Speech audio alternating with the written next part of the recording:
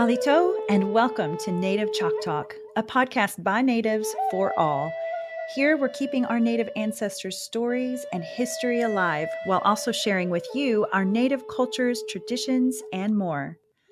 I'm Rachel Youngman, a Choctaw originally from Anadarko, Oklahoma. I hope you'll enjoy this journey with me as we learn from our Native American guests. And stay tuned for the end of each episode where we'll talk about some great ways to support Native causes and or Native-owned businesses. Let's get started. Have you ever been to the San Diego Zoo? I once strolled through their wild animal park enjoying all the furry critters, but little did I know that for thousands of years, a people now known as the San Pasqual Band of Kumeyaay Indians once lived just nearby. I can picture the families living their day to day, hunting, raising children, eating together, growing old together, generations and generations of story and history that most wouldn't even think about when visiting the area. But a change came about to this day to day in 1769 when the Spaniards arrived and established the Mission San Diego de Alcala. And so the people who had lived in the lands of their ancestors for many generations had to make a choice, either convert to Christianity or be forced out of their lands. As it often happens in these cases, eventually Spanish culture intertwined with the Kumeyaay ways. Then in 1821, the Mexican people won the battle with Spain for self-governance in the Mexican War of Independence and declared their lands the Republic of Mexico. The Kumeyaay, which include 81 men, women, and children, made their way back to San Pasqual Valley. In 1833, the missions in Alta California were closed and pueblos were built for the Kumeyaay in order to rebuild their communities. One such pueblo was the San Pasqual Pueblo, completed in November of 1835 along the Santa Isabel Creek, where you'll find Highway 78 today. But all did not remain peaceful, as in 1846, the United States declared war on Mexico, and we'll get into that more in just a bit. I'd like to introduce one of the few remaining San Pasqual Band of Degano Mission Indians of California, which is a federally recognized tribe of the Kumeyaay people who are sometimes known as Mission Indians. Meet Chris Alvarado. This Kumeyaay has made it his mission to preserve a crucial piece of his tribe's culture, and he's here to share more. Chris, welcome to Native Chalk Talk. Thank you, Rachel. I'm very excited to be here. Absolutely. Now, you grew up on the San Pasqual Reservation, correct? I did. I grew up, I've been here for 42 years, still live here, raised my kids and my wife. She's also here. I always felt it was important to keep that cultural perspective of the reservation. I was here when there was no running water, was here when there was no electricity. So to see where it's at today, it's beautiful. Now, in those kinds of situations where you hear a lot of reservations not having running water, in your experience, how did y'all get water to your house? A lot of containers, you would hold it, especially those big blue jugs. The Yeah. tribe did a really good job, like in the 70s, to make sure like we had commodities from the federal government, so the families had food. Like the first of the month was always like Christmas. The commodities were coming, who was gonna trade? Um, it was amazing growing up. You didn't know better until later. Yeah. It's been amazing. So, to put it in perspective, like the growth of our tribe, I remember seeing some old documents where I think our funding was like 77,000 a year, for the whole tribe in the 70s from the Oh, government. And now because of, how we've grown and how we've invested and how we now have travel casinos and other portfolios, I want to say, we have like over $100 million worth of a budget, to help with our tribe and our kids for college and language preservation, housing, water rights, you name it. So I really believe our ancestors, we are the answers to their prayers, and yeah. very happy that it's coming around. Yeah, definitely come a long way. And to go from not having running water to having running water, as an example, I'm sure you're extremely grateful for things like water. Well, not So only thanks for that, ice, you know, ice. Oh my gosh, you right? take the things that you usually for granted. We have septic systems, we're cleaning water, things that are from our cultural perspective that we're making sure are we being environmentally responsible with the land? Yeah, for sure. Thanks for sharing that with us. It's Absolutely. I think a lot of people don't realize that some reservations still have some challenges and others have, like yours, come a long way. But some will never understand or see that world. And it's good for us to hear that. Yeah, I'm glad you said that, Rachel. I mean, one of my goals is to hopefully see all the tribes unite. We all have we all went through the same thing, the same pain, and it would be amazing to see East Coast to West Coast we unite on water rights. Because, with all of our funding, who knows what we could invest, in our own middle schools, our own pilot programs for college educations. And one day, before I leave this world, I hope I see the people of Hawaii get federally recognized. You can kind of see what's happening in Right. Lahaina right now, because they don't have that federal recognition. But land, it's tied to the people. Without the people, you have no land. Without land, you have no people. So um, I look forward to that. I look forward to where every tribe has access to water at a bare minimum. For sure. Well, I feel like you're on a mission to do 100 things. Why don't you just add that one more thing to your list? It's fine. You don't need sleep, right? No, it's overrated. So tell us more about the reservation. What was it like to grow up there? The reservation was amazing. There was a lot of community. There was a lot of, Sweat Lodge was introduced to our family and songs and prayers. So as a very young kid, you're sitting in a sweat lodge and you're just wondering, hey, why is it dark? Like, why are they singing? Hey, why are those rocks warm?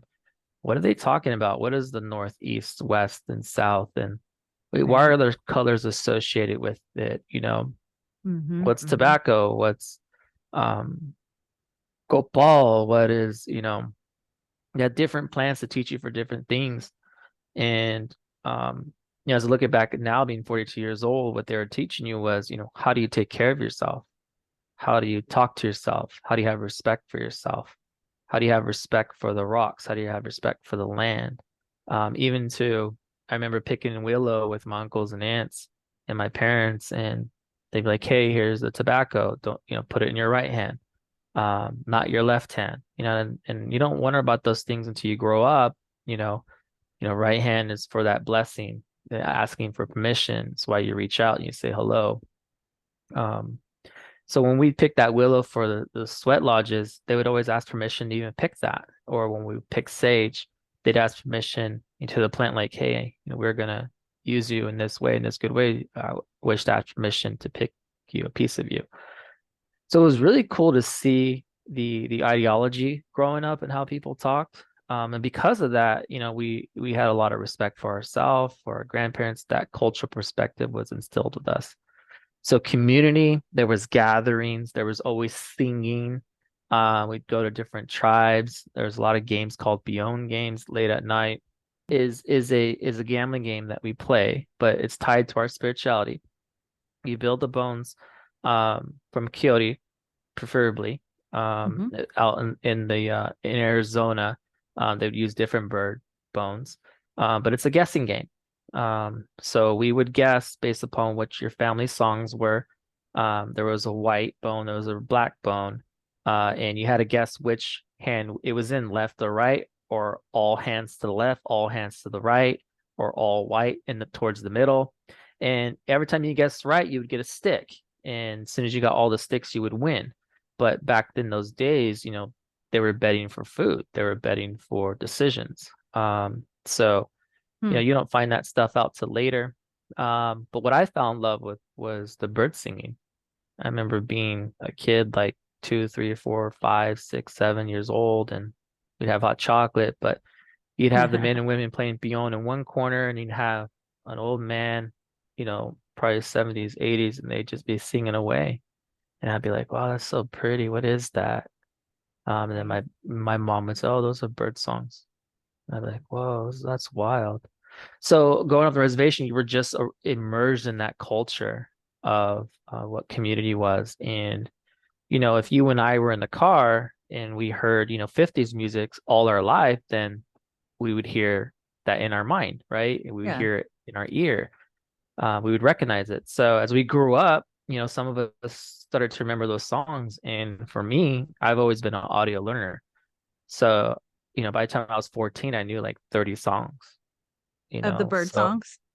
yeah, just any songs generally. Wow. Yeah. Um, because they would, each round in a sweat lodge, first round is for yourself, second round, is for um the children, third round's for the women, fourth round. Like they'd have different sweat leaders that have different rules, and there'd be songs that were offered for each. And usually there's 4 rounds, 4 songs for each round. So sometimes you'd be in there for a half hour. They would open the door after every round, but you got to hear how different tribes had different songs, and some of Yeah. them were just beautiful the way they prayed. And they stayed with me. So a lot of my teachers saw that as I was growing up, and when we had some passings, because one of the things that when someone passed, they do what's called a wake, and what a wake is they have a mass all night. So when you pass, they come and another tribe comes and sings for you all night, starting at sunset, and they don't end at sunrise. So Are you talking um, about like another whole different tribe comes in, or is it like one of the same other tribe bands? within the tribe, so different Okay. village. The Oh, rule that's is so neat. that you don't sing for your own because you have to mourn. You have to Okay. go through that pain. You have to sing and cry and dance, and it takes a whole year to go through that growth. So you can't That's you can't beautiful. mourn and pray for yourself at the same time, because you Right. have to cry, you have to feel it, your soul has to go through it. Wow. And so, Yeah. I mean, what a sense of community, even though, different No, villages or you're absolutely right. Like that, it's a whole different respect of, if you yeah. bury my own, I bury your own, you and I have Right. a relationship forever and And beyond. do you think that that was something going on at that time, like after different Absolutely. It was tribes had it made was the peace rule. or Yeah, no, it was the rule. So before colonization, that was the rule. We oh, actually it had was. these Okay. rocks. They look like, if you could think of like a penny, and the penny was a square with a hole in it. And so these rocks were for the men and women that knew these ways. And back then, there was no horses. You had to walk. You had runners. Right. So they would go to each village and they would present the rock, and now those families knew that they were on their way to go bury someone. So they would feed them and shelter them until wherever they had to get to. I love Uh, this. Can we bring this back to like just well, the it's still mainstream? today in today's sense, but that's why we created our archive for our songs, because we've had over Yeah. 6,000 songs, 20 different song cycles that tell the story of each piece of how someone passes and goes home. But we're losing speakers. We're not gaining more speakers. The kids aren't Yeah. learning the songs, and the elders that do know it, you know, you have aunts and uncles and your parents. That generation's in their 70s. And there used to Right. be Right. 13 of them, but there's now 4 or 5, and eventually in the next Yeah. 10 years, it's going to be one. And that doesn't include the digital age, right? Right. Of, how do we bring the old way with the new way? So are there schools on the reservation and are they teaching the language at all? They are. I would say my tribe's doing an okay job at that. We have some kids programs. There's classes that are taught, I want to say like on Tuesday and Thursday. Some big milestones, like we have our own Kumeyaay Community College where kids can go and learn it, and there's an immersion group. We're going to talk about today my website, because that's the goal is, where can you go to be more native? There's nowhere to go to learn about yourself. You Right. can look it up, as you mentioned in this interview, they mentioned Digueño, but that's the Spanish term for my people. And it's as Mm. simple as this. Hey, you're the interviewee, you asked me, hey, who are you? I'm going to say I'm a person. But the way it went back then in 1800, they're like, hey, who are you? Oh, Ipai Kumeyaay. I'm a person that lives near the coast. So, Or I'm the son of, yeah, or, the person, so the person who writes it down goes, oh, this is Ipai Kumeyaay, you know, and then they're gonna say, hey, Chris, who are those people that live below you? Oh, those are Tipai. Oh, Tipai, another tribe. But what right. they're not understanding from my perspective is I'm saying, no, those are the people that are below me. So they Yeah. classify, the wrong terms because they don't know the language. Yeah. And now that we know our language, we're taught our language. So I'm one of the few that can read it, write it, and sing it. And there's a big misnomer, right? Like if I was like to go to you, hey, Rachel, you speak English? Yes. Oh, that means you're a doctor. You're a dentist. And that's just You're not an true. Just expert. because you know a language doesn't mean you know everything that belongs in that language. Sure. And that's why my gift is rare, is because, I'm not the marriage counselor who has been married. Like I went and learned all these songs the right way, the old way. And now that my teachers are all gone and they all gave me the blessing before they passed, you're gonna see this new digital way. Because now they gave it to me and now I get to do with what I want to do with it, and leave it for the next person for when I'm gone, that I can have a conversation with them. Me and my brothers are very excited to be doing this work because, we played the game. We went and got the bachelor's degree, the master's degree, so we're experts in the capitalistic world. We grew up in our cultural perspective. We learned from our elders. We didn't get the degrees from our elders, but we got their knowledge that they wanted the future generations to have. So now we're publishing it in a way it's academically acceptable and understood. Yeah. So the motto for us is we're not interested in what, the West to East history. We're going to share with the world the East to West, see it from our eyes. And not only that, we're going to give you the song so that you can understand what we're saying. Because back then you called us savage, you called us people that were not baptized. You had no idea that our songs were describing the constellations Mm. that you barely figured out now. In our songs, when we said everything was giant, you didn't believe us, but when you found the dinosaurs, then you believed Huh. us. Right. So I'm very excited in this world because TikTok, YouTube, they're bringing the world together, and information can be shared instantly. So we want to share our gift with the world. I love that. And it's a rarity. I realize that, your tribe is more rare, what you're doing is more rare, and preservation is so key in so many worlds, especially in mine and yours. So we definitely have that in common for sure. Absolutely. So, listeners, today you'll learn about the history and stories of the Kumeyaay people, including Chris's ancestral stories. But first, as you know, Chris, and as mentioned, I'm big on preservation. So when I read about the good things you're doing in that world, I knew my guests would want to learn more. Tell us about this quest you've been working on a little more. How did you get started?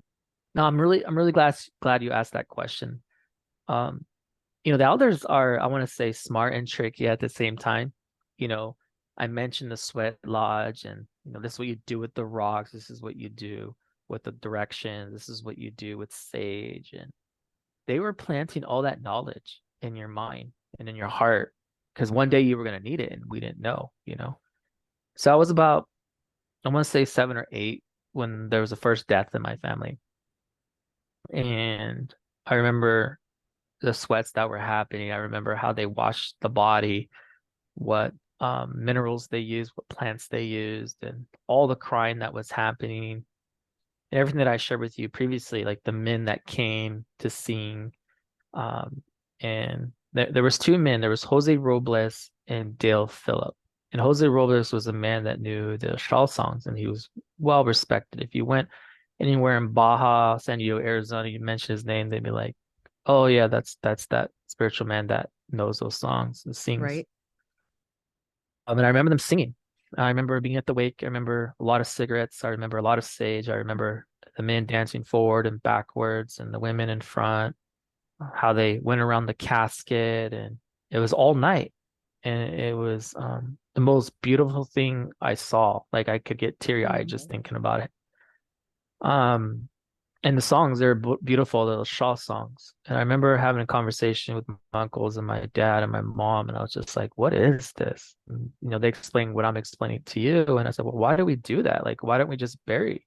And they explained what I explained to you earlier, that we need to mourn and we need to go through this, and it's going to take 1 year for the person who passed in my family to get home. And there was also some rules there, like you don't mention the person's name because they don't know that they're going home. You don't call them, you don't have pictures, you don't. So there was like a lot of all these rules. And as we grew up, like we were like very scared of it. Like, don't do that, do this, don't do that. It can bring death to your family. It's a lot of taboo, which, I respect and, I want to honor my teachers. And there's people that taught me that wanted it to remain 110% anonymous because they believe in that way. Mm. And that's okay, to each their own. Because when they grew up, it was much different. Yeah, It wasn't fun during the mission schools, and it wasn't cool to be Indian. They right. would tease you. They don't want you to talk about your language. So, my elders kept it close because they wanted to know your heart before they shared it. Like, why would I give you this? What are you going to do with it? To make Mm. profit? Um, to be something in charge of something that's not yours? They want to see that time. So as I mentioned, Jose Robles, Dale Phillips were there. And little did I know 30 years later that the young man that I saw there singing with the old man would be my teacher. He would No teach me way. the bird songs. So unfortunately, over 30 years, cousins passed, family, aunts, uncles, and this same man would come and sing, and I would stay and I would listen. And just like I was in the sweat, as my elders were teaching me then, listening to the songs, those songs stayed with me. But there Yeah. was a few that I would go to sleep and I would see the singing. And in one of the dreams I had a dream and it made me cry. Like the song made me cry. So one time when he was out here, I asked him, I said, "Hey, why when you sing those songs, they all sound the same? There's seven of them, but," and this was at the time when my grandpa passed. Uh, I said, I bawl like a kid, like a baby. Right. And Right. he goes, "That's funny you say that." He goes, "Those are the saddest songs that we have." It talks about, you know, uh, a woman that was traveling, bringing water to her children, and she didn't know she was dead. And Hmm. she's just been in this loop of trying to get home. Oh And my every time God. the Oya, he said, would fall and the water would break. And she would say, Matanya Kur, Matanya, this land, I am far, I don't know where I'm at. We use those seven songs when we're singing someone home and we're finding the spirit world and they realize that they've passed and they can never go back to being human. And it's what they're going to miss, the feeling of the sun, the feeling of what it is like to look at the moon and see that light, their first Mm. sunset, you know.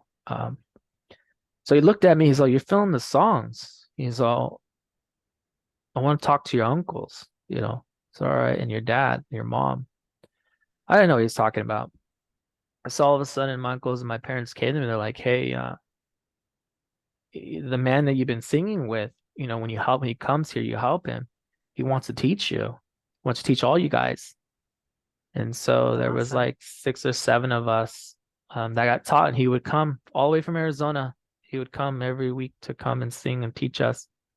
He'd tell us stories, the songs. He wouldn't tell us all the stories. He wanted us to wait. He even said like, "Hey, I'm not supposed to teach you. You guys are too young. You don't know what it is to take care of somebody. You don't know what it is to be married or have kids or a significant other. You don't know what it is to be last and feel first." These songs are going to bring out a lot, but you guys are too young to understand, but if you stick Right. with it, I'll teach you. And little did I know, that I would learn everything at the price of family members leaving this world and ultimately one day my teacher leaving. And that's when I knew what it felt to sing the whole thing, all 300 songs I know by heart. And people are always like, well, how do you know them? I said, because I remember every single person I sang for. And that's why me and my brothers have created what we created is we want our kids to endure that. Like, it's fine, you can go through that, but it shouldn't all be death. You shouldn't have Okay. to learn what was given us from the creator in a death setting. So they're not all death songs. No, this is actually our social songs that are used Okay. at the funeral because we don't know the crook songs are death songs. We don't know, Mm, and there's no such thing as death in our language. mm. It's like water. Water's there, it evaporates.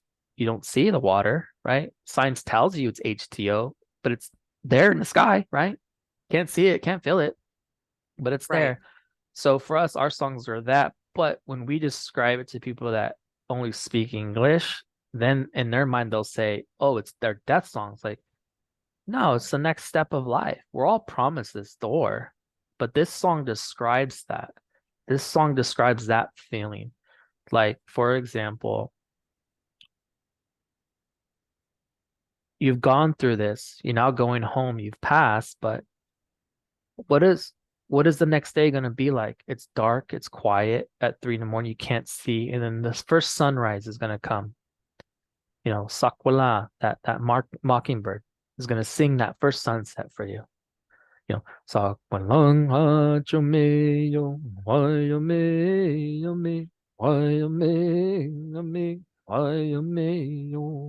Sakwalang ha chumeyo, Sakwalang ha chumeyo, wayame, wayame.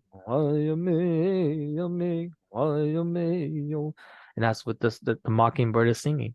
Want that sun to rise. Sakwala, Chiyo. The mockingbird is singing, Wyoming, for that sun to rise. Rise, rise, rise. Oh, So so pretty. they're gorgeous. They're beautiful. They'll bring tears to your eyes, but you have to know the language. You have to find that teacher. So one day, I won't be here. So it'd be a shame if I pass tomorrow and I have all these songs in my mind. So I want kids in the future and even today go to a place so that they can learn it at their own pace. If Yeah. they want to go to the funerals, beautiful. If you want to stay home while you're traveling, or if you move off the reservation, or you got to move to New York, you got to move international, you have access to this at all times. And the Instead of future just that leaving it back on the reservation. leaving it everywhere, because Yeah. I also believe it belongs to everyone. We have a song cycle that we lost, but because of this gentleman who was doing work for university, he documented it. He stayed with us for like 2 years. He learned the songs and then he ended up passing it on to the next generation. But he was a Caucasian man. Hmm. But he saved it for us. So I believe in that kind of work, that it's time for our borders to come down and it's time for us to start sharing with the world what we were taught, but we didn't get a chance to share with them because they didn't take the time to understand from our point of view. They killed Right. us. Right. I love that So idea of, yeah, so in the end, our the world that my brothers and sisters are creating are those that are coming. Because one day I won't be here, and I never want my great great great grandkid to go, why didn't great great great great grandpa say that? My ancestors, they didn't have access to reading and writing. They didn't have access to YouTube or TikTok. I have access and I could speak English and I have the degrees. I've done everything that they have asked. So now it's let me put it in a format for those that are coming. They can bring back everything. such a great calling you have. And I'm so glad that you're putting this into a format that will be preserved. You're digitizing and sharing and not holding these so close to the vest that your great, great, great grandchildren can't hear these and learn them along the way. Hopefully they'll be passed down Well, from the you goal on out. is, They'll be when I'm in passed that down. spirit world and I see that great great great grandkid, I'd be like, you did good. Got 299 out Ah. of 300. You know, Yeah. that's my goal is to see them when they That's cross that awesome. line. It's like, you did it. Good I love job. that. Pass it on. Absolutely. Now, how long are the songs? Let's talk a little bit about the songs themselves, just because I'm really curious as to how they, typically within different tribes, there's kind of a format. There's a pattern. Depending on who you talk to, it'll always be different. It's like splitting hairs. So I learned from my teacher, so I sing it his way to honor him and his family. Right. So there'll be, you sing it a piece 4 times. So Sakwala Chumeyo, that's one. Sakwala Chumeyo. And then why you me, yo me, why you me, yo me, why you me, yo. So that's one set. And you do that 3 more times. Sakwala Chumeyo. Sakwala Chumeyo. Why you me, yo me, why you me, yo me, why you me, yo. Sakwala, right? So you do Mhm. that 4 times, and then there's always a high part. Why you me, you me, why you me, you me, why you me, you me, why you me, and you go up with the rattle. Talk wala me, go back down. Why you me, you me, why you me, you me, why you me, you me, why you me, you. And then when you go down, you start rocking back and forth to go with the beat, and you start, going forward, back and forth. Now, the back and forth, what my teachers told me is when you're walking that spirit home and you're going to the spirit world, but you can't go forward. You can only go a little Okay. bit because your body don't belong in there, and then you walk back while it stays there. You continue to walk it forward. And then there'll be dancing. The men and women, the men will hop and dance, and they'll ha ha ha ha, like During the and that's song? to keep the coyote away from the heart. I'll share in our creation story. Coyote stole the heart, you know. So that's for that piece. And the way the women sing and honor us is they dance with us. Some will dance and they'll hop back and forth with the beat. Um, and I'll share some videos too, so you can see. Perfect. But it's beautiful. Like you're not gonna see. There's nothing more in my heart. Like I remember I was singing for someone, and every tribe was there of our tribes, all the singers. There must have been 30 or 40 singers, and I was leading it. And I remember when I was singing, and I was singing this song. It goes. Ai ngale mo we we win. Ai ngale mo we win. Ai ngale mo.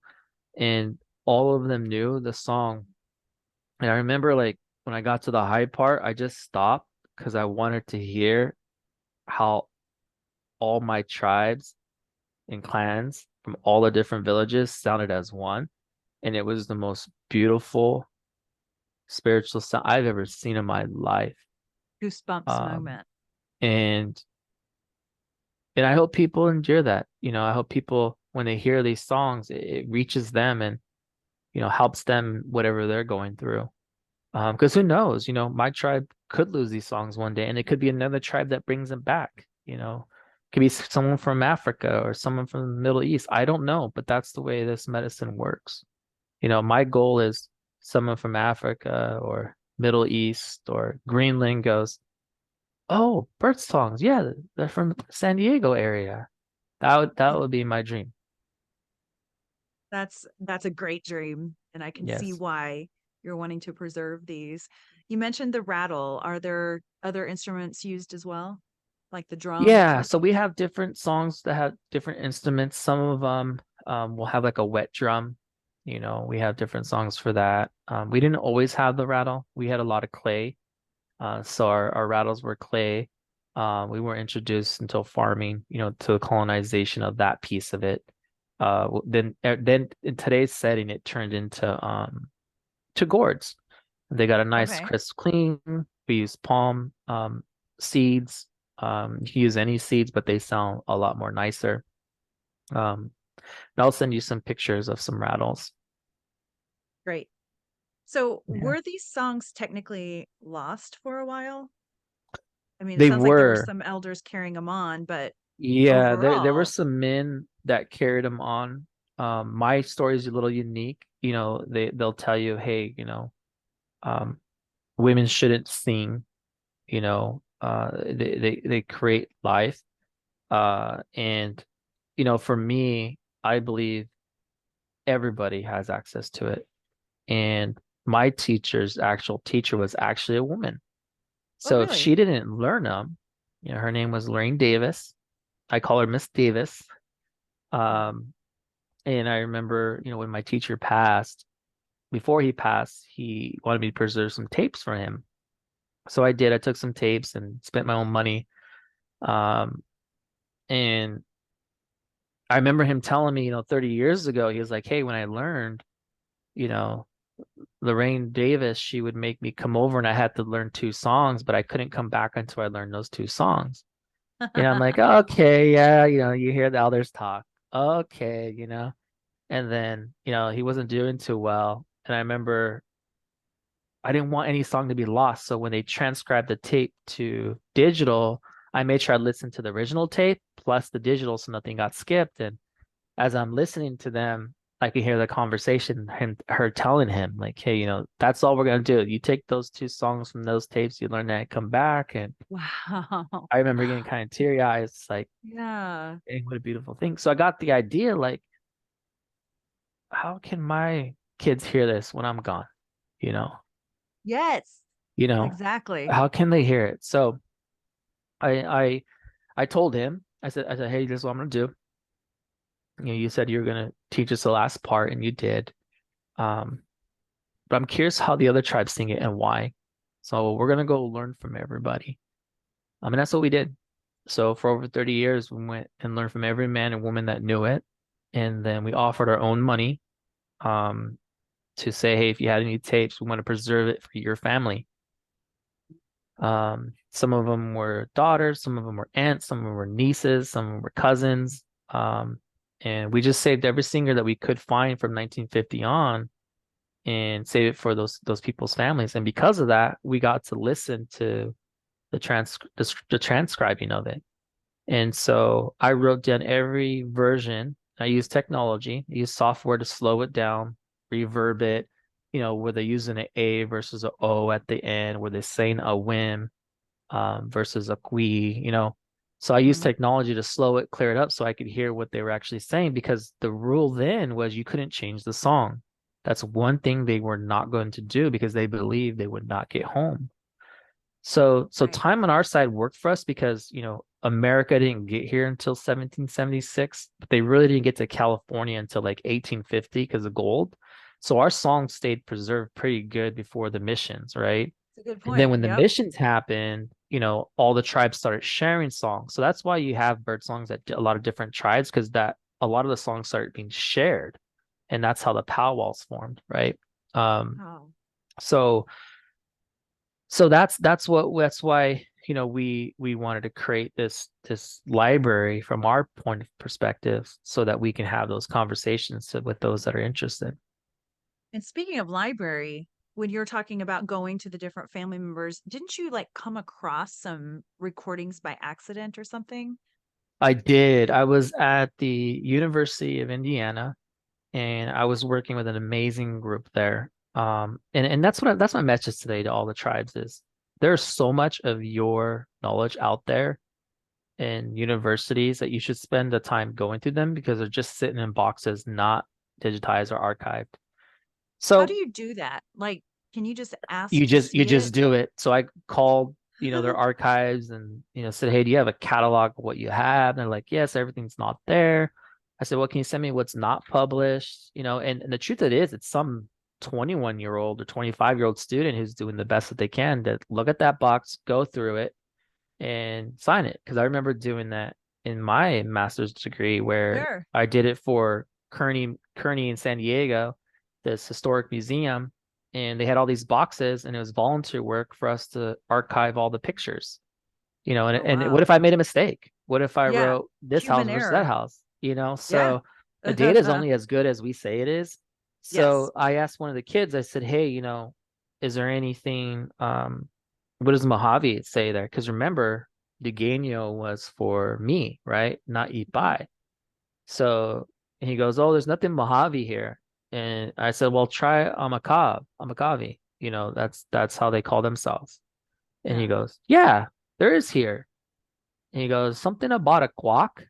I said, "Yeah, that's how you say deer in my language." He goes, "Oh, well, there's 121 songs here written in Oh my Mojave and in gosh. English translated." I said, "Yeah." That's So amazing. So it's it kind is of amazing. labeled So wrong, it sounds like. without a doubt. So Oh my I gosh. at this time I go to my wife and I say, "Hey, I started with just bird songs, but all these song cycles I'm finding that I thought we lost, I'm finding. I haven't found anything yet on bird, but and that was the wild thing. So all these song cycles I found, spent my own money to take it from some of them were on wax cylinders, you know, wax cylinders to sound to tape to digital. Mhm. And then I was on a quest. So I would look up, okay, so this is a singer from the Drennan family. Let me go find the Drennan family. Went and found their family, the grandkids said, "Hey, this is your great uncle. He had a That's song." And they're amazing. like, "We knew he Oh, recorded it. We just didn't know where it was." So I did that for like almost 15 years. And my because of that, gosh. people, at this point, my teachers passed and people knew I knew the songs. And they didn't know I knew the songs because I went into it very incognito. I wanted to be a Yeah. master of nothing. But unfortunately, when my teacher passed, they all got to know that I knew it because their family asked for me to sing for him. And I did it like it was breathing. Oh, wow. Um, What an and honor. because of that, the family started to open, say, "Hey, I had a tape of this, I have a tape of that, I have a tape of this." Um, some were like, "Hey, I don't want anyone to know, but here's the tapes that I have." And the wild part is I got to hear every single from 1970 on. And then all the universities had singers from 1900 on. So I got to listen to every singer we've ever had from 1900 on.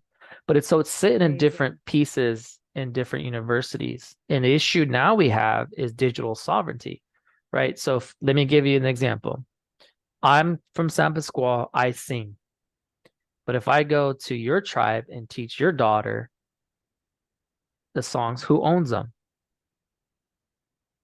Your tribe, Well, right? that's the way the world sees it, right? That's Yeah. not the way us cultural old way see it. It belongs to the creator Mm. and it belongs to the people. But America is going to go, "No, that's digital copyright. You can't have access to that. You must get permission from that tribe." So Right, right. that's where the new way. So that's why I said, you know what? I'm not going to deal with that politics. My tribe or any tribe is not going to own anything because that's not our way. I'm Right. going to record my voice. I'm going to give it to free for any tribe, any country, any university who wants to study it. Because now with AI coming, I'd be curious to see what symbols these songs form, Hmm. with sand and sound. Um, and with AI, you can now put my language in there for it to learn and let it figure out what the song is saying based upon the sound. So I'm just creating data, and that's my Yeah, background. My background is data. Is I want to create more data for people that are coming so they can unlock the secrets once they know the language. fantastic. Yeah. This is when you're talking about the labeling incorrectly, which again, not everyone knows everything about every tribe. There's no way that this student probably who was labeling could have known, but this is really a lesson to all of us when we are trying to preserve information. Just label it properly, folks. Hmm. From one preservationist to another. So something you mentioned to me once is that these songs shouldn't be kept from future generations. And I love that. I think that goes along with it should be shared with the world and with others because they are such beautiful songs. By the way, listeners, you can check out Chris's website at theyumans.com. That's THEYUMANS.com, where you're going to see training and quizzes and curriculum. Tell us more about what they can find within those trainings. And I think you even have some information you can present to us. So if you're Yeah. listening to this and want to hop on YouTube, y'all, you can see this presentation that's really, really helpful, kind of putting some visuals with what we're talking about here. Yeah, absolutely. Can you see my screen, Rachel? Absolutely. So as you guys had heard, like we have a conundrum. We have our elders who want to teach, but how do you teach it in today's format? You know, to learn, you had to go to a funeral. And, unfortunately, not everybody can grow up on a reservation. People have moved because, they had to move to the city for jobs. You have people, 30 years have gone by. They want to come back to the reservation to learn more about who they are. That's the environment we're creating. So I welcome you all to, visit the website, thehumans.com. So I refer this was my master's project when I got my master's, a human digital library. It's the song cycle that I sing. It's called To Cook. It's the little bird that when the creator passed, gave the songs to Cook to teach my people how to be, because my people were not being kind, nice. They didn't know how to cry. They didn't have any ceremony. They didn't know how to be. So he left this little bird to teach us that through these songs. Wow. So the songs, go ahead. I love Oh, that. yeah, absolutely. So, and you sometimes think like, well, they talk about the future, or they talk about the past, but we'll find out one day. So Right? as they refer to us, it's like the Ipai, Kumeyaay, Tipai, the people of Baja, Mexico, California, and also Arizona share this with us. I have my clan name, my book, which means king snake, which we'll get into a little bit earlier. The other piece is, why did I choose the human? Anyone who's in their 90s today, they're too young to know that all the creation stories are very similar in where we actually came from. So a Awikame is what we'll say, Newberry Mountain, Spirit Mountain. It's in Arizona. So I chose the human family because we have over 20 different song cycles and we all speak the same language. And before America got here, we were all one family and we all sang for each other and we married each other. We had, different clans and the songs traveled that way. So I chose the human because I wanted to honor Spirit Mountain. And the Y fit there perfect for creation, to honor the women as well. So let's talk about like who we are, who are the Ipai, Kumeyaay, Tipai. So on this screen, you'll see, the original clans. You have the Lich, you have the Kumeyaay, you have Sakur, the Pai Pai, Kunyeth, Mishquish, with Dark, my clan, White Book, Pai Pai, Guac, all the way from San Diego, all the way to half of Arizona. This is a old map from like I want to say 1667 of when they documented what clans were where and what area. A lot of amazing people came here during the 1900s, 1800s. Spear, Constant Dubois. Can you imagine, like coming in here when there was no roads or wagons and documented this Amazing. and stayed among us for years? So kudos to them. Right. So you're going to see some controversial language, of, what is a Gentile? It means someone who's not baptized. That's how they refer to us. So this is the documental way. We are patrilineal, meaning, you take on the name of the Fathers. that's how the clan stayed. The rule was you couldn't marry your own clan, you had to marry outside your clan. As soon as you did marry someone outside your clan, you became their clan of the male. So Ha, Dumai, as you can see, a lot of our clans are named after the animals. And you might be wondering like why. In our creation story, all the first people were the animals. They were the four-legged. Huh. So since they're older and we came after them, that's why we have such a close connection to the land and animals, and we look up to them because like you kind of look up to your older brother or sister naturally. So the chop, as you can see in my clan, White Bull, King Snake, Mar, Quoth, which means hide. And what's funny is, if you um some of these names Spanish turned into them where they end up be called Hyde. So my name could have been Chris Hyde. So that's how you knew like what clan you came from. Um, Kwamai, my language means the high ones. Kind of funny because they were short. But no one knows that, only we know that. But they'll document as the high ones. Squish or Sly. Some mean stuff, like they say lich worthless, Wow. Gunyef, Black, Sakur. Yeah, so we didn't want this out there. We wanted to tell you why our clans were called that, so that's why we created thehumans.com. So the individual who gets all the credit of who I am, everything that's coming out of my mouth is because of this gentleman from the Cocopa Nation, Dale Dale, Phillips. Dale Phillips. Okay. So Dale Phillips said to me, a bird song is about the first people. When the creator died, his first children had a ceremony, a wikame. So in my language, a wikame means, the rock from the west. The first children did not know any songs, language, or ceremonies. So imagine that a world just blank, people start to pass. What do you do? The creator just passed. What do you do? So the first people sent their messenger to go and get my Wiawit, the creator snake, to sing for the creator.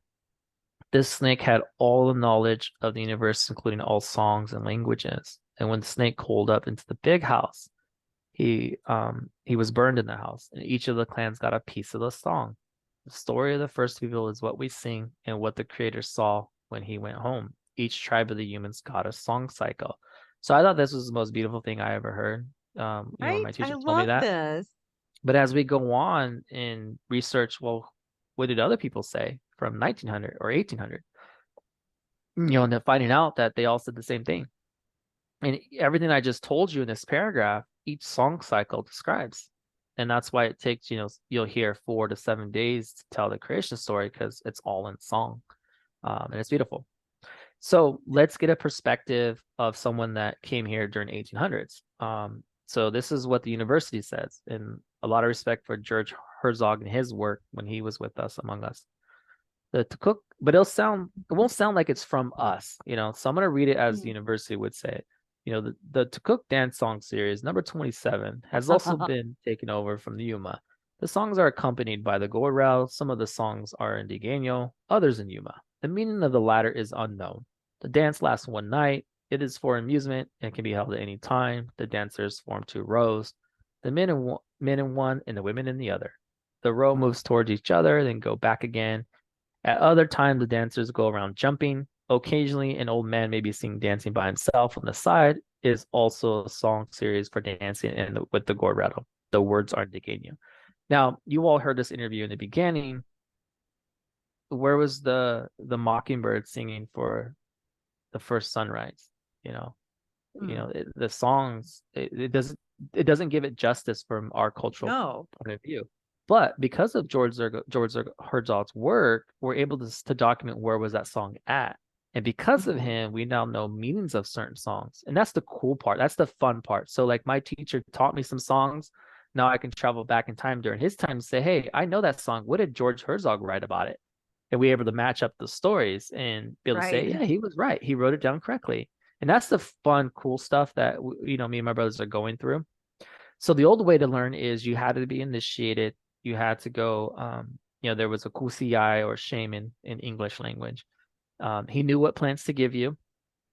Some of them might be a placebo effect, but they wanted to see who had a spirit helper, who had the heart. They weren't just going to teach you medicine to hurt yourself. It's like giving a child a knife. The knife isn't the issue, but the child could hurt itself. But over time, the child can learn how to hunt with a knife or a bow. You end up teaching, and it's just like our medicine and these songs. You don't give, when someone's born, you don't teach them death. You teach them Right. life first, and you grow into it. Uh-huh. So the way I learned were through gatherings, unconsciously, not willingly. Just going to gatherings, hearing the songs, just as if you would turn on the radio at wakes and when someone died. And as me and my brothers and sisters grew up, we just started questioning things like, why is our ceremonies at death? Like that doesn't make any sense. And why can't I go ask another singer or another tribe, questions about that? Yeah. I was being told like it's going to bring death on your family. So it didn't fit right, so I went and talked to my grandpa and I was like, hey, this is what I'm going to do. Cause I want to know more. I need to know more. I need to know the why of how it got to. And now it's my journey. So I ended up finding out that around the 1960s, our last singers that knew the deer songs and the crook songs died. So no one knew it. So they went to the man Jose Robles that sang for my first family member who died. And they said, hey, he was like really young, like between 15 and 21. They said, hey, the elders went to him and said, hey, you're going to sing those songs in here. And he's like, no, I don't want to do it. Well, they ended up forcing him to do it. And that's how the Shaw songs got into the funerals. And then it was also in the Mojave area in Arizona, they said they took the bird songs into that. And that's how it got here all today. Those two songs are now in there. There Wow. are some tribes that are trying to bring the Crook songs, and there are some family songs. But it's pretty cool to see that tribes are trying to figure out how are they going to bring all this back in a responsible way. Because it is medicine. It's not something to play with. You have to have your heart into it. Um, Mhm. you got to be able to have that heart to pick it up. So, like, what's important to us? What's important to us is how do we describe those pictures so we can tell the world our universe. You can see on my screen, um, you know, this our story starts with us. It can make or break the past, present, or future. But I want our kids to know this. I want them to be able to draw it on the sand themselves. And what does it mean? Yeah. You've got Hacha, which is Pleiades. You got the mountains. You got a Mu, which is Orion. So just be able to pass that knowledge on to them that our songs talk about that. So like you have Orion, we have a song about that. We say a moo. So a moo kamaya welen haya moo kamaya welen a moo kamaya welen haya moo. That's talking about a moo coming out. It's going to come out Hmm. over these rocks. So um That's so we're cool. not savage. Like we knew our Yeah. universe. Here's another one that talks about, where Catalina Island is, Hatu, what the rattlesnake is in the stars, um, where Witch Mountain is. Like it's pretty cool that our people save this. Even Coronado Island. Hmm. Um, love it. So we've been here for a very long time. They try to say 5,000, 10,000 years, and in the end, they're not gonna be able to figure out because our people did cremation, and the mitochondria, mRNA, that DNA that comes from women, like you're not gonna find our bodies here because we cremated. Just believe us, it's in our songs. So we Right. have fire ceremonies. We have a rolling dance, which is Tapakweer. We have eclipse songs. How do all these songs come to us? We talked about that. Mayaha, Wiawit, the creator snake. He coiled in length around the interior of the enclosure. He commenced in the afternoon and stopped at sundown, meaning he sang. Then he told them to make it larger. By midnight, he had completed, filled the enlarged structure, and again he told them to make it larger. Now remember, the creator was dying. So they asked, this snake to come and sing for him. Hmm. So he filled this. Then the wildcat told him to set fire to the enclosure. Mahawiwit was burned asunder. Part flew back to the place he had come from. The rest burst into fragments. Each piece that flew off to the people was a song. So they'll say each Gentile, but each clan received a song, Chakwar, which was speech, to be able to talk. Oh. Chayotai, which is the crook songs. When someone dies, we have Orup songs, which are when you're sad. We have Tatsia, which is Tarada. We have Chuman, which is bird starts to fly. We have a Shloi, which is dance around the fire. We have Dibai, the people song. Hirkmatai. We have Tokar. We have Ishpa. They also got wailing, Wumi. This is how they came to the Child Tai, which is the our Kuruk songs. The people who had the songs traveled to the north and then around to the Western Sea. The peoples who acquired the songs were the Quacha, the Quechan, Yuma, Tumao, the Charp, Neki, Kawia, Waipuk, Lamarp. My own clans from this time, they have been separated peoples. All the bushes are about here are people. Lizard said that they could not live all together. If the clans live here together, they will die off one by one. This is the end. So this is um, what everything, what our teachers shared with us, which is, pretty important. And it's pretty cool because like, you don't hear these stories anymore, but when I sing the songs, this is what it's saying. Yeah. So you Yeah. picture this and you're like, oh, what am I going crazy? That's not gonna make sense. But then you hear this from the old people, you're like, I get it.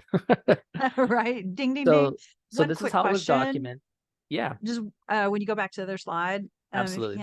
can. This is one of those tribe native languages that when you look at the spelling, it sounds nothing, almost nothing like what the spelling looks like. Which, Yes. there are many tribes like that, the Osage and even the Kiowa and all that. Choctaw for me is a lot easier taking the language because it's very literal as far as each syllable and pronouncing the Mm. letters almost as they look. And so I imagine learning this language is not the easiest. So kudos No, to y'all for it that. is. I'm glad you brought up that point. So Rachel, English is one of the most backwards language in the world. You Yeah, there's know, a rule, but then there's exceptions to the rule. yeah, so Yeah. so it's one of the first languages. Like if you look at Latin, or let's even go, I can't remember the spiritual language. It goes English, German, and then Like the I want Romance to languages, French, no, even Italian. before that, Okay. I want to say it's Latin. I can't remember. Apologize. Um, but if you go where like language were invented, like Farsi is a very old language. Hmm. Um, I keep saying Latin, but I apologize. I know that's the wrong one. Aramaic. I don't know. No, the original Bibles that were written in Hebrew. and the hymns. No, even before that. Either way, um, if I Maybe somebody remember, can write in and help us. yeah, that'd be great. But it all, German's an old language, then English broke off into that, but it's the original language of where, everyone spoke in that language. But that's those languages are, if I say the dog is red, all languages in the world will describe it as red is the dog. It's a description. So English is the only language that is backwards. I mean, if you look at the standard metric, like we're on standard versus the whole world's on metric. So when you're trying to learn indigenous ways through English, you have to remember it's everything's backwards. So let me give you an example. When I was learning how to count in my language, I would go to my classes and they would say ahim. Okay, sounds good. Then they would say ahink. This is how you say, we like, well, how do we say one? They'll say a hin. Okay, sounds good. Go to another class, they'll say, oh, it's a hink. Like, well, that doesn't make sense. Why isn't it the same? So as I got older and I started researching and getting into dictionaries, um, I saw one dictionary say a hin is another. A hink is to be alone. So it all depends on who you're asking on the perspective, right? They both mean Wow. one or a unit of one. So unfortunately, our language is documented in that way. So thankfully, I got to learn from a lot of the elders of the language and the why behind it. But the downfall of that is it's not put in a format of how to teach the language. When my dad, he knows Spanish too, and I ask him, well, why is there a versus an O for man or woman? He just, it's just the way it is. He won't say, well, proper way, pronunciation, it reflects, he, she versus him, like Right. that's not how they don't know how to put in that format. So as I was learning the language, those are the notes I was writing down. Thankfully, a lot of my teachers, they went to high school and they wanted to document. So they documented a language very good in the 70s. So they Hmm. broke that down, so they would say, if you want to say thus, it is the sun, anything that says inya with a hyphen over the E or any hyphen, you drop the hyphen and it becomes gunya. If I said, the ha gunyeth, the coffee, I'm saying water is black, but Hakwinyeth, it becomes a KW because of that hyphen. So how do you Hmm. teach the kids that? So you teach the Right. kids that you create those lessons and you say, hello, everybody. Every time you see a hyphen over the E, if you want to say it is the sun or you want to say it is today, you drop the E and it becomes KW. When Hmm. yeah, but we have to write that down and quiz them. So that's what me and my brothers are bridging and sisters are bridging that gap of the why. Like, why does that word change to that word? Yeah. Why do you speak to an elder this way? Why do you speak to someone different when they're laying down? Let's not worry about, how to say it, what if it's wrong, we'll teach you the phonetic right way because we're going to put it in English phonetics. Right. Smart. Okay. Makes Yeah, so they did sense. their best. So like if you look here on the screen, big song, like they're like TCH, like, but I know what he's trying to say, child die, because that's how he put in parentheses big song. So in my language, they were like, hey, how'd you say big song? Child die. Child means song and die means big, you Hmm. know? So they just tried their There you go. best to, they don't speak the language. They just like, okay, how best can I write this in English? Right. I hope you enjoyed this episode. Stay tuned for part 2 coming up. Thanks for listening to Native Chalk Talk.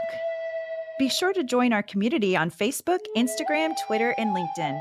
Simply search for Native Chalk Talk. That's Native, CHOCTALK. And check us out at nativechalktalk.com. Stay tuned for the next episode. You're going to love it. Yakoki. Thank you, my friends.